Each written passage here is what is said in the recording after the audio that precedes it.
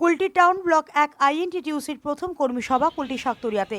উপস্থিত জেলা সভাপতি পশ্চিম বর্ধমান জেলার কুলটি বিধানসভা অন্তর্গত শাকতরিয়ায় এক প্রেক্ষাগৃহে আজ বিকেল ৪টায় তৃণমূল কংগ্রেসের শ্রমিক সংগঠন আইএনটিটিউসির কুলটি ব্লক ২ এর পক্ষে প্রথম কর্মী সভার আয়োজন করা হলো, যেখানে মুখ্যরূপে উপস্থিত ছিলেন পশ্চিম বর্ধমান জেলা আইএনটিটিউসির সভাপতি তথা আসানসোল পৌর নিগমের মেয়র অভিজিৎ ঘটক, রাজ্য তৃণমূল নেতা Ujjwal Chatterjee, Kulti town block ২ INTTUC সভাপতি দুলাল চক্রবর্তী, কুলটি ব্লক ১ তৃণমূলের সভাপতি বাদল পুইতন্ডি, ব্লক ২ এর সভাপতি কাঞ্চন রায়, শ্রমিক নেতা রতন মাসি সহ অনেকে।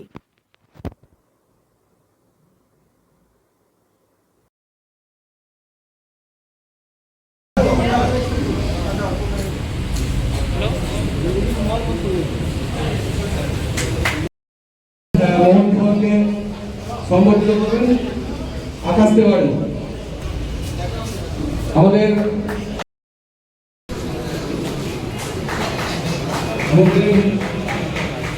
এক্স কাউন্সিলর অরুণদাকে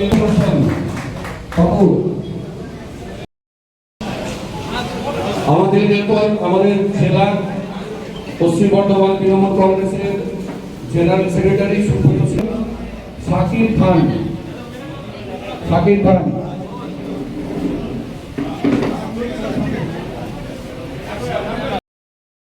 যেহেতু শ্রমিকদের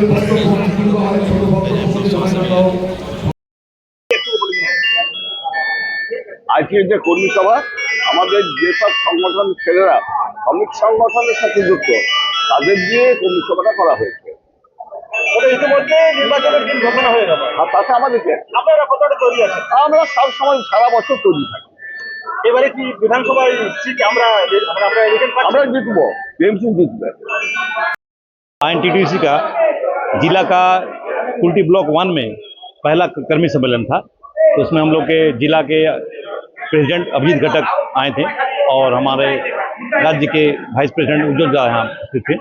आज ही आपका कर्मी सभा और आज ही इलेक्शन का डेट घोषणा हो गया। जी, आज ये हम लोग का बोलना है कि जो टीएमसी पार्टी ने ममता बनर्जी जो 5 साल काम किया है, लोगों के साथ रही है, 5 साल जो काम किया है, उस काम के तहत हम लोग वोट मांगेंगे। हम लोग का पूरा विश्वास है कि इस बार ममता बनर्जी की जीत होगी, इस बार चौथी बार।